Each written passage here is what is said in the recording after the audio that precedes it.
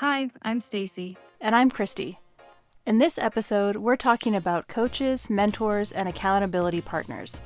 What's helped us, what hasn't, and how to choose support that actually moves your creative business forward.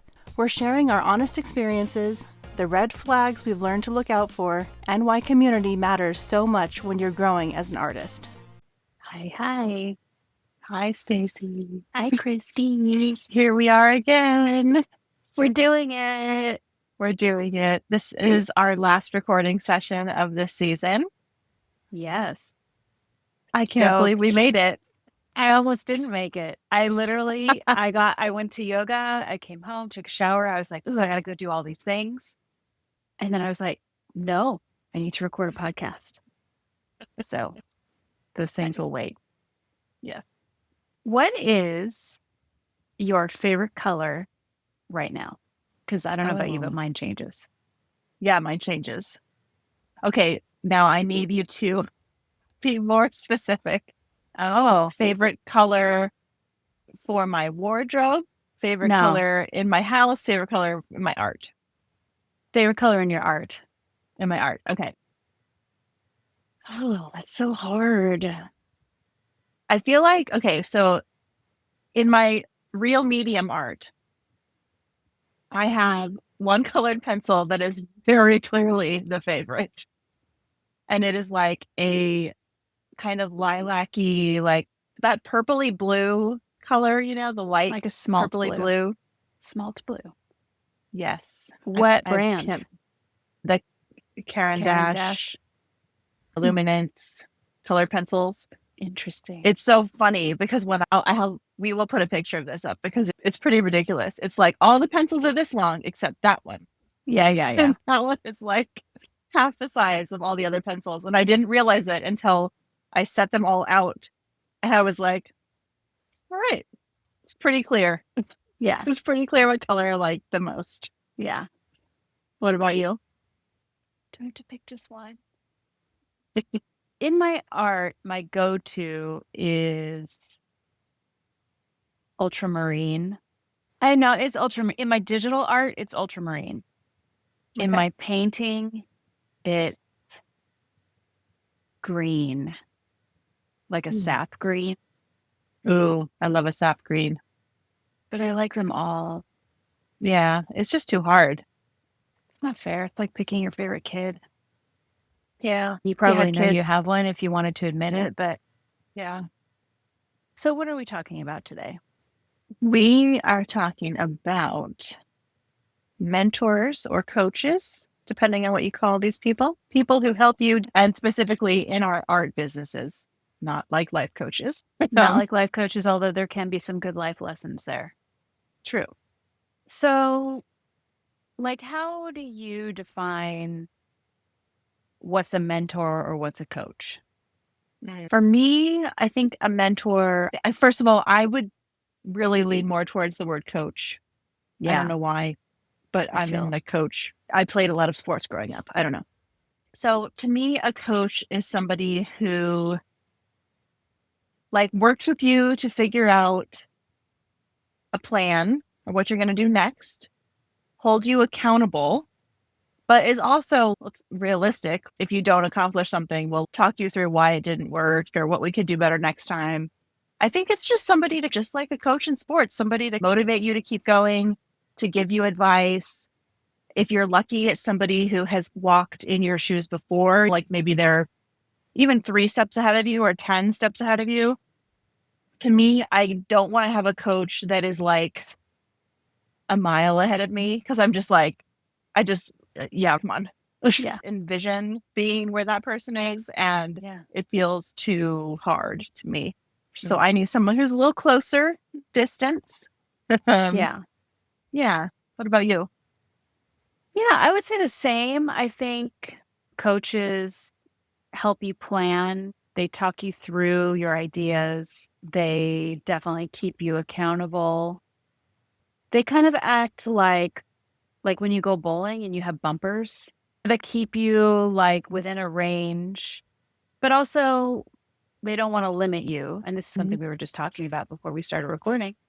Yeah. My spoiler alert, my excessive plans for the next year and keeping you what's realistic, but also not wanting to limit you and helping you build better habits also, I think is something that a coach is good at.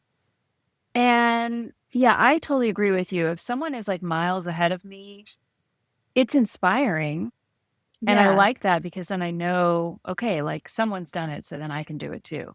But if they're too far ahead, I can't see how to get there.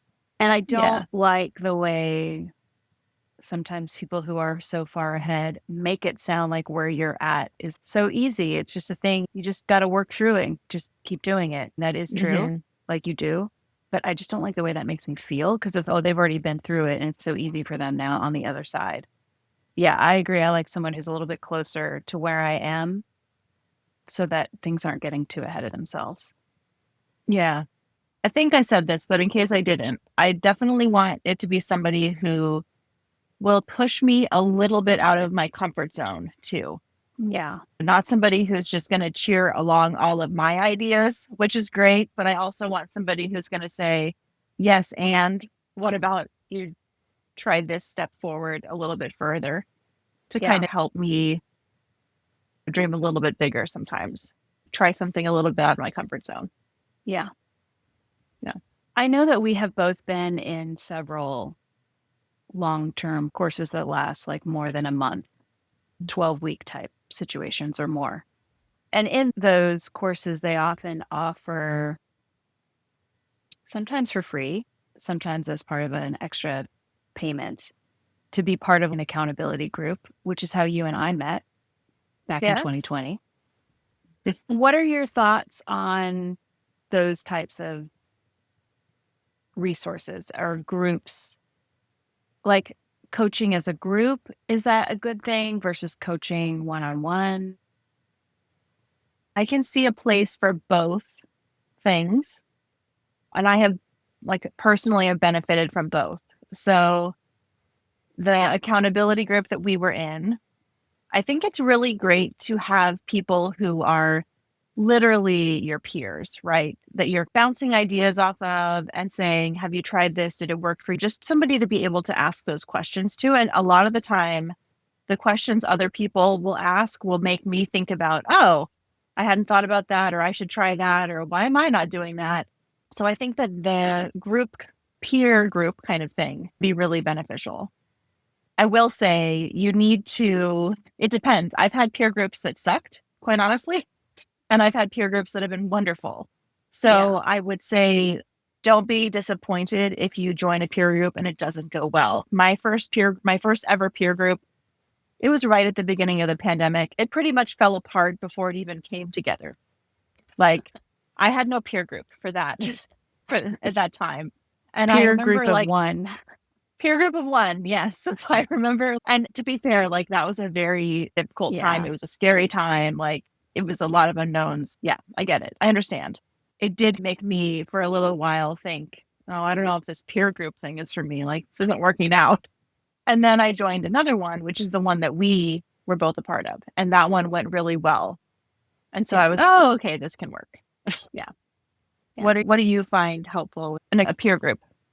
Yeah, I agree. It's very hit or miss. I feel like even within our peer group, there were some that didn't participate as much. And that is I'm not saying anything bad about them. It's just life happens and people can't show up or they can't do the coursework. And maybe they feel like I can't do the coursework. I don't want to show up to my peer group because it's I'm not doing the work.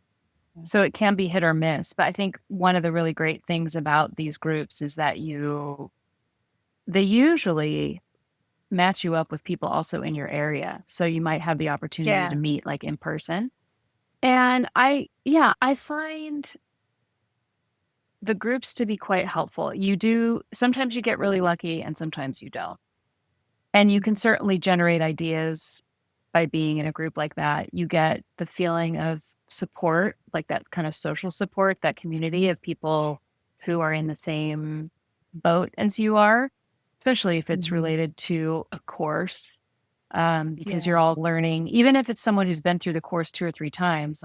Usually these courses are very intensive in terms of the skills you're learning. you're all in the same boat, learning everything as you go. And that can be really helpful. So I've always tried to show up for the mentor groups when I am mentor groups. What are we calling these? I don't know what we call these. Peer groups. Yeah. When they have the opportunity, like if I'm taking a course and there is that. What I don't do well in are just like wide open communities. So we just took repertoire. So 10 out of 10 recommend that class. Of course, I would, recommend it to anybody. I don't do well in those types of communities that are just like everyone's posting, everyone's commenting. I like a more focused, we're going to meet on Tuesdays and it's a Zoom or whatever, small group of people. I have a really hard time. I get very overwhelmed in these big forums and I can't do it. So I might post once or twice and then I'm out. I can't even check it. It's too overwhelming. I don't know where to go. I don't know what to do. And I don't necessarily find them, I don't want to say I don't find them helpful. It's just it's not for me personally. I think it can be really good depending on what you're looking for. But for me, those don't work. And I don't even like to just pop in and look because then I feel like I'm spying in a way. I don't know. I don't do so well because I'm not participating. So I'm just looking. It's not actively participating. I'm just like looking at what other people are doing. And that makes me feel uncomfortable. Yeah. Maybe I'm just a weirdo. I agree. But I jumped into that community twice, I think, during the course. Once at the beginning when everybody's just pumped for everything. And then once like a couple of weeks in and I was like, oh, I can't be in here. This is going to shut me down because there's people who like were making like full blown collections in 1 week. And I was just like, oh my God, like I can't be here. It's like freaking me out. And I don't think I looked in the community again since then. Yeah. I also didn't want to look too carefully because I was learning so much and I didn't want to see what other people were doing and have it influence me until I at least tried it. I want to try to learn these patterns and these histories and make my own thing before being influenced by what other people were posting. But I think that just depends on the person. It's an amazing resource because there's people from all over the world that are in these groups and you can pose questions and they have answers. And it's just, you have to know your limit and that I don't have a limit for that. I can't do that. The limit is none. The limit is none. There is no limit. Any limit is too little. Now, you and I both have experience working with paid coaches. Do we want to start with my experience, which was not great, and yours, which I think was better, so we can end on a high note? Okay. Yeah, I think we should just do that. I'm not going to name names because no disrespect, because I know that this coach has been very helpful to some people. I think first of all, I completely succumbed to fear in signing up for this coach. A sales tactic was used on me that generated fear that got me to sign up. As if I were going to be missing an opportunity, which now I know happens on that person's Instagram account very regularly. So I would never have missed an opportunity. I also felt like I deserved it, which I don't take back. Like I felt like I deserved to invest in myself. I didn't mean I deserved. I was like, what? I didn't get bad treatment or anything like that. I didn't deserve bad treatment. I'm just saying I deserve to invest in myself. Like I felt like justified in spending the insane amount of money to invest in my business. And I took it very seriously. I showed up for every single module. I showed up for every single live call. I did all of the homework. I made it a priority. So like I really did it all. My problem was also fear-based in that now that I had just spent all that money, I needed to make it back. And the only way for me to make it back was if I focused the coaching on graphic design and getting graphic design clients, which is an arm of my business, but it's not what I want to be doing full time. Right. but it's where I can generate like the most income. Whereas like with licensing, we know I'm not making any money on that. So it's a long game. It is a very long game. Yeah. My whole focus was how to get graphic design clients. I also have a background. I have a degree in marketing. I have a degree in graphic design. I worked as a marketing director. I did not need this coaching. I didn't learn anything I didn't already know until module 12. And what I learned was a sales tactic that was used on me to sign up for the coaching. How many modules was 12. The course? Okay. Wasn't like 12 out of 24. No, 12 out of 12. Okay. So this person is a creative business coach. This person coaches, I would say, people in this community that we know. A lot of them are lettering artists and muralists. I did do some homework beforehand. I did communicate with someone who was one of the clients and asked about their experience, and they said it was great. So I felt like I had social proof. Yeah. I was kicking myself for about a year after I did that. Yeah. Was there any, so you said you learned the sales tactic. Yeah, but the sales tactic was fear-based, which Yes. is not something I want to do. I won't say fear-based. It was more like, does it create a false sense of urgency? Yeah. If you don't do this by this time, then I may not be available. Like I need, like, basically for me, I would send an estimate to a client and say, make a decision in 7 days or I can't guarantee this price or my availability. Which works. I mean, in some ways, so I'm sure it works, but it also, I can see how putting that kind of pressure on somebody, that it's respecting your time, right? Because if somebody comes to you 6 months from now and is, oh yeah, now I'm ready to do that thing. Yeah. Now you might not have time in your schedule to book them. Right. But I agree, like it feels gross. Like I feel like most people in this space have been put in this situation. Yeah. And I have definitely fallen prey to it before myself as well.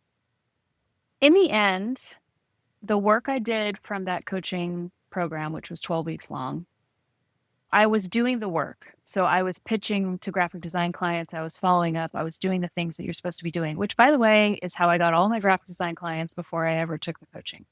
Sure. But I was in it, so I was doing it.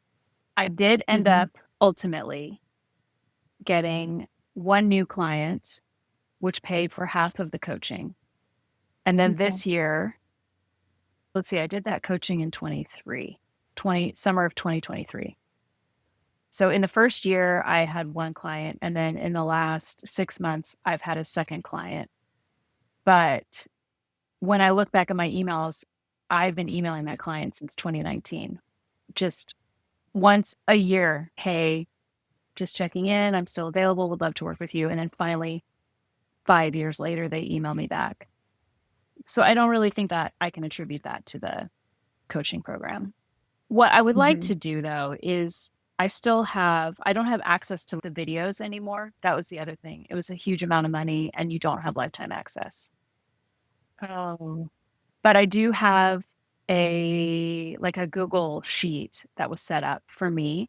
And I would like to go back and redo that with a focus on pattern design and illustration, if I can get something going in that way. So it's not like it was for nothing, but man, I had held a lot of resentment for a long time about that. Yeah.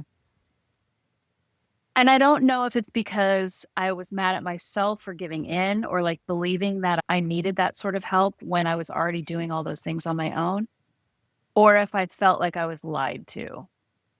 I feel it's probably like maybe both, right? You think?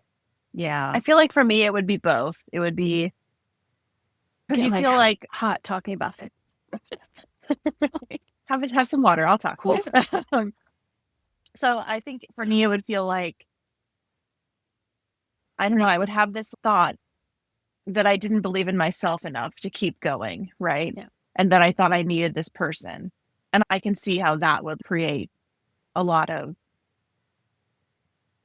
like, within yourself feeling, not that you're not a failure. But like, I know for me, I would feel like there was failure there.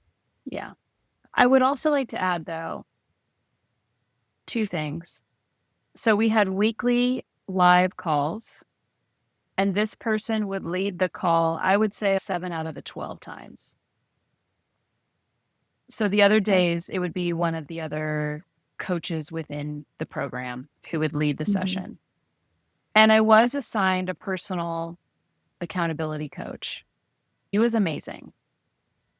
But she was also like a life coach in that sense. Like, she really helped me with the mindset issues, which I think is an important part of business. I know we said that we're not talking about like life coaches. This topic is like mentoring and coaching in our business, but there is a lot of that is mindset. So meeting her and having her as my personal coach was very helpful. And to this day, I would recommend her to someone who needs help with more of the mindset issues. She's really good at that. So that is a good thing that came out of it. And she has a Substack, and she has a podcast as well. So she actually left that person's company and is doing her own coaching now. She's great. But we're not naming names. But if you like direct message Stacie, if you were to direct message me, we could have a conversation. And I'll be honest. Well, you might share that person. Yeah, you might share the person you like there. Yeah. Yeah. And all this is obviously like my personal experience. Other people who've worked with this coach would probably not be having the same feelings that I have. So sure. I was basically sold on earning $10,000 a month. And that has not happened. Which is stupid of me to even think that. But I also can completely understand like thinking that's possible. Like, how many people have we seen who reach that point? It's not out of the realm of possibility, but I think the timeline that you're presented with in terms of how fast you get there, I think that's where there's the disconnect. Yeah. There's no way you're going to go in 12 weeks. I don't know how you get to earning 10 grand a month, unless you already have a bunch of things in place, like a bunch of dominoes that are about to fall, and you hit that first one and then you're off. Yeah. And also while having a full-time job. Yes. Yeah. I'll say I had a phone call with this person, and they basically said to me, I said, my long-term goal is that I want to do this for a living. Like, in this art business, I don't want to have this other job. I want all of it to be in this one bucket. And they were trying to convince me to leave my job in a year. Yes. And kind of giving me saying to me, like, if you're not willing to jump off this cliff, then I don't think you're ever going to get there. And I was just like, I feel like you're being irresponsible right now. Yeah. And there's parts of me that wonders, is that a self-belief issue? Or is that me being realistic and like staying safe, like keeping me and my family safe? Yeah. I would go with that for you. Yeah. I tend to be, I know we've mentioned this before, like probably jokingly, but I have very black and white thinking tendencies. So I'm like hardcore all in or nothing. So when someone tells me like, you got to do this thing, you're going to leave your job in a year, I'm like, yeah, like warrior battle song in the background. I'm like ready for it. It's like, I need that intensity. I'm not saying this is good, but I'm so hard on myself. I set my goals. I set my things like totally unrealistic. Think I can achieve them. I never do. I just keep waking up and trying. But it's like I needed a coach to tell me like basically do or die. And I needed to pay that huge amount of money, make it feel like everything is on the line. And in the end, I just was so mad. I was like, that was so much money. That was like all the things I could have done with that money. And it was gone in 12 weeks. And I didn't learn anything until the last week. And what I learned was what he used on me. And what you learned isn't something you want to practice. Yeah. Whew. Lessons learned. But I want to talk more about your coaching experience, because also for the amount of money I paid, it was not one-on-one coaching. I did have a personal coach. It wasn't this person who was heading everything, but you've had one-on-one coaching. So I want to hear more about your experience with that. Yeah, I want to start by saying, so I watched this coach on Instagram for many months. And a lot of these coaches come into other communities and give workshops, or they're on podcasts. I listened to everything. I watched this person's teaching method and their approach, even to business, but to life, and was like, okay, this feels aligned. And then I had a phone call with them. And I still even said at that point, I was like, this is just like research. I'm not ready. And so I think, and this is very unlike me, I will say this. I am the kind of person who is, I want to do this thing, and then tomorrow it's done, or I'm midway through it. So this is an unusual path for Kristi. And I think it was because I feel like I have paid so much money in courses and workshops and workbooks and all the crap that we get sold. It's not crap, but the stuff. Some of it is crap. So I was just feeling very hesitant to invest that kind of money in anything. So I watched for a long time. And then I had this phone call with them. And then I said, I need to think about it. And then this person I don't think they're doing this right now. They had a program that they launched like twice a year. And it was like a course, but also one-on-one coaching. And so you had a course, and then, which was basically like helping people start a brand new business. And which part of me was like, I'm not really starting a brand new business. Am I going to pay a bunch of money for a course that doesn't apply? But it also included once a month meeting one-on-one on Zoom, and then also communicating anytime I wanted through another platform. So I felt, okay, it's like kind of high touch. It's high touch with the coach.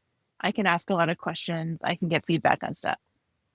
So I joined, and there were a few modules in the course that I was like, yeah, that's like, yeah, it's a business bank account. I got it.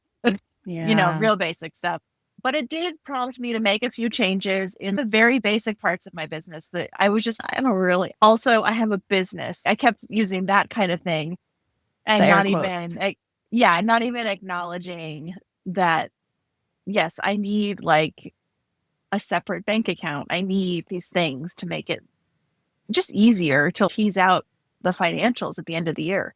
Yeah. Did those things. I had a really great experience. So it was like a 6-month stint.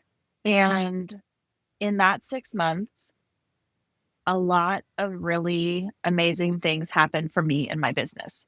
And some of those things I had actually paved the way for myself before I started the coaching. So I have that same feeling sometimes where did this happen because I had a coach, or could I have done this on my own? Yeah. But so in that 6 months, I got my first 2 licensing deals. But I had also had I had those pitches out there in the world before. But what the coaching helped me do was get consistent with my pitching. And it really helped me when I went to negotiate those deals. The other thing that happened in that time period was I created my first Skillshare class, which I also participated in the Teach Challenge through Skillshare. So a part of me too was like, I could have probably done this without this coach. But what the coaching helped me with the most was the actual like advertising piece, because this person has a lot of Skillshare classes. So they were able to tell me, here's all the ways you could tell people about this course. And here's the things you could do to get more interest and to get more students. And I only have 2 Skillshare classes, but I used all those same things when I launched my second one. I ended up working with this coach. So that coach has like this kind of core program and then a next step one-on-one coaching that they do after that if you want to join. And I did 2 rounds of next step coaching with that person. And how long are the next step sessions? 6 months. 6 months. Okay. So another year you went with this coach. So another year. And so in that second stint, I launched Pitch Like a Pro, my pitching course, which I feel like the information they gave me for that was priceless. Like, I've never launched a standalone course like that. I've never created a bunch of sales emails. Like a funnel, it was sales funnel. A funnel, yeah. It was so overwhelming. But I was so thankful to have somebody who's launched, she has her own coaching program. They've launched that multiple times. They were able to look through all of my email copy and give me feedback and just give me a lot of help along the way. And so I think that was incredibly helpful for me in that second kind of 6 months. I continued on for a third 6 months. And I will say, and this was partially, I changed in that amount of time. I decided my focus in my business was going to be 2 things, teaching and licensing. And if this is the teaching side and this is the licensing side, this happened. Like, the teaching became way too much. And so I decided I just wanted to flip it back to licensing, and I completely burnt out. And so a lot of my coaching calls in that last 6 months were just, not that they weren't helpful, but they weren't on paper. Or if I was to make like an Instagram highlight reel for each set of time, the third movie in the trilogy, usually it's the middle one. Yeah, this was definitely the third one, really a big stinker. So I think what I learned from that was, and we talked about this at that time, I was debating whether or not I would do a third round. And even talking with you about it, I was like, I don't know that I need to do this, but I was afraid to let go. I was afraid of what would happen if I didn't have that coach there beside me. So at that point, it had gone from like coach to, I don't even know, like way too dependent on this person. Yeah. And so I think what I learned from that was there is a place for coaching, but at some point you either have to let go and see what happens, or you have to move on to a different coach who maybe can coach you in a different way, like maybe more for the way my business was going. Maybe I needed to find a coach who was much more product based, who was going to really mentor me to get companies to look at my art more, or how to create products for my Etsy store that are like irresistible. I needed a different kind of coach at that point, but I was afraid to move on. Yeah. Yeah. But that said, like that coaching, if you even looked at the financial trajectory of my business in that period of time, it's like you can see when the coaching started. Like there's a definite like point where things start moving upward in a very good way. So for me, the coaching was incredibly valuable. And I had somebody who could really guide me, but at the same time was really practical. They weren't saying to me, you have to do all of these things on top of your full-time job. Here's the things you should focus on given your time constraints around your life. And I feel like that was really helpful. Yeah. And just watching, because we have our own monthly meetings where we check in on each other and how we're going towards our goals. And this, while you were in this coaching, was obviously something that we talked about every month. And you had me almost signing up because I could see and I know who this person is, and I really like her as a person and her approach, and I could see the success you were having. And I was like, oh God, maybe I should do this. But I was so burned by the first experience that I was like, we're going to hold back and we're going to try to see what we can do with the resources we already have, free resources that can act like a coach for me. And also because I had used this coaching opportunity for essentially an arm of my business that I'm not interested in developing, but I do need it to pay the bills. I think part of it was just like, I don't want to spend any more money on coaching, even though I saw the success that you were having and it was very inspiring. I also wasn't really sure. I didn't have clarity on where I wanted to go other than licensing. Yeah. And I just felt like I'm going to be throwing money at the wind.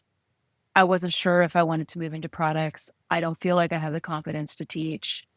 I was just like, I don't. So that's part of why. Those are like the reasons why I didn't sign up for her. Otherwise, I probably would have, because I really wish I'd rather gone with her. Right.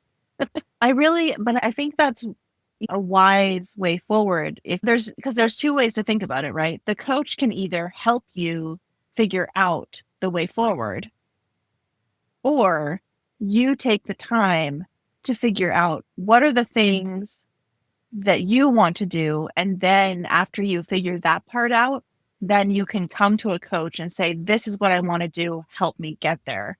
Yeah. And that's two totally different types of coaching. Yeah, definitely. Yeah. Now, this coaching was not inexpensive. So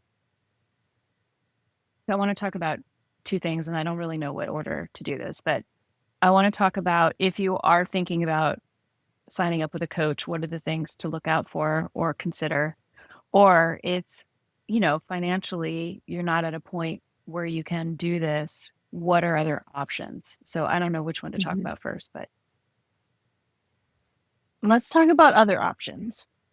Okay. I think we are a prime example of other options. So we've been meeting definitely for the last, we're almost at a year, are we? I think it's like a year that we've been doing our monthly meetings. Yeah, I'll say yeah. Yeah. And so where that came out of was we were in a group together and you voiced a few goals that you had. And one of them, I was like, oh, I'd love to do that too. And so I just reached out to you and was like, want to meet up? We have both said we don't do either of those things that we said we wanted to do. I don't even remember what that thing was. It's the name of the meeting on the calendar. Lettering and figure drawing. Oh my God, that's right. We have our monthly meeting on our calendars, and it's called Lettering and Figure Drawing. And we are doing neither of those things. Yeah. And we have not changed the name of our meeting. That's right. I love that.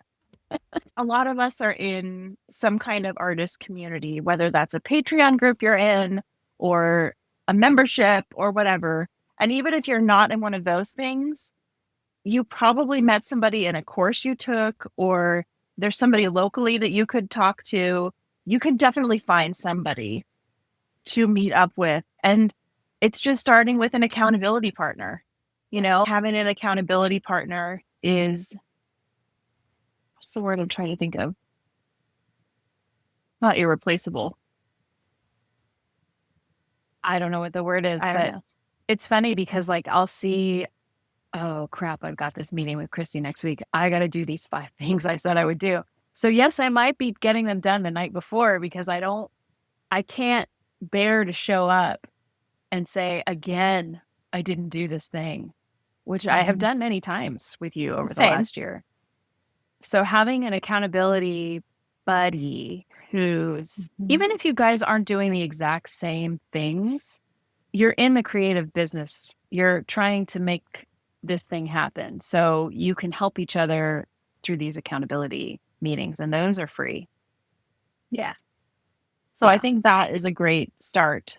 Definitely. And if you have maybe a small amount of money, right? We're not talking thousands of dollars. We're talking like $30-something a month or something. join one of those memberships. And you can even join one of the ones where you like, it's literally monthly and you hop in. And if you don't find anybody who you align with, you just hop on out. And so don't even feel like you have to stay for a year or 6 months or whatever amount of time. I feel like that's one of the really amazing things I love about Patreon is that it's really just like hop in, hop out when you want. That's the tier you want. If you get into one of those groups for a little while and happen to find somebody who you think you could meet up with or that you connect with in some way, that's a way that you could start finding that community and then having an accountability partner for like a very affordable price. Yeah. I think also if you do find a coach online who is interesting to you or you think is someone that you want to work with, like you were saying when you were researching before taking the leap, these people are usually on podcasts, guests on podcasts, or they have YouTube channels, or obviously you can scroll through their Instagram and cull whatever knowledge you can without spending any money. So there are a ton of podcasts in this field that can help you with everything from setting up an Etsy shop to using Shopify on your website to mindset issues around confidence to how to find your style. There are literally hundreds. And that can be a really good place to start. And also, you're going to find the people who resonate with you. And then you're going to go down these little rabbit holes, researching them, and they'll make connections to other people. And so you'll start building your own circle of information that can help you with whatever stage you're at without having to pay a single thing. The second one was if you're ready to spend money and you want to go the route of having a coach, what are the things to consider or look out for or ask heading out that cold hard cash? I think number one is don't feel pressured by a sales tactic, right? Don't do what I did, guys. Don't do it. And I know it's very difficult to not like it's a sales tactic for a reason, right? They use it because they know it works. And I was feeling desperate. Like I needed to spend money to prove to myself that I can do this. Like I had to really live on the edge, investing this amount of money to take myself seriously. I didn't know what else to do. I was like, I'm trying to do all these things. This is the only other thing I can think of that can help. And do your homework on this person. Kristi said, follow them on Instagram, listen to their podcast. If they should have a list of clients, email those people or direct message them on Instagram and ask them about their experience working with the coach. Now, I did that with one person. I probably could have done it with 5, and I would have gotten maybe a broader response that might have helped inform my decision. Yeah. And I think also like just you're eventually going to have some kind of a phone call with this coach, right? To figure out, just to answer, it's usually to answer the questions of when, how much, and just go into it with a shit ton of skepticism. Like just go into it with really clear, no rose colored glasses. Like we want crystal clear glasses on your prescription. And we want to just make sure what they're saying, does it feel true? Does it feel right? And not do you wish it were true? Does it feel like this can happen? Yeah. Which is really hard to do. It's really hard. Yeah. Because we turn to coaches when we are feeling stuck, right? Like big part about what a coach does. So if you're feeling really stuck, you're already in a vulnerable position. So maybe another thing to do is to have that conversation with the coach. Do not make any decisions. Do not put out any money. Talk to somebody else. Talk to a friend. Talk to somebody in your creative circle and just say, this is what I'm thinking about doing. I need like a sounding board, somebody who is outside of this situation to listen to me and to reflect back what I'm saying and what you think about it. And I feel like that could be really telling. Yeah. Don't do what I did. Okay. Anything else on this topic? God. I think just that I think coaches can have an incredible impact when you choose the right coach at the right time.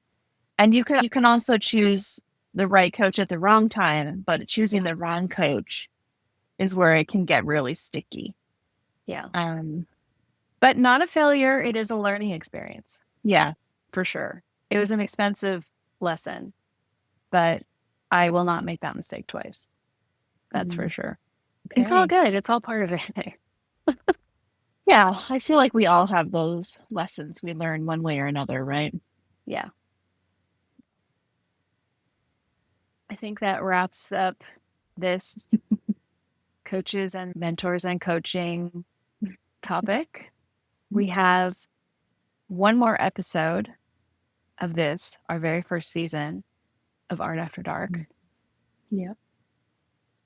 And we're so glad you're here. So if you have experience with coaching, if you have lessons learned or any suggestions, we would love to hear them. Put them in the comments, all the things that you do when you do these things. Here. Okay. All right. Until next time. See you next time. Bye. Thanks so much for listening to Art After Dark. If you connected with today's episode, we'd love for you to subscribe and share it with a friend who's on their own creative quest. And if you want to follow along with our work, you'll find all the links in the show notes. Until next time, keep creating, and we'll see you after dark.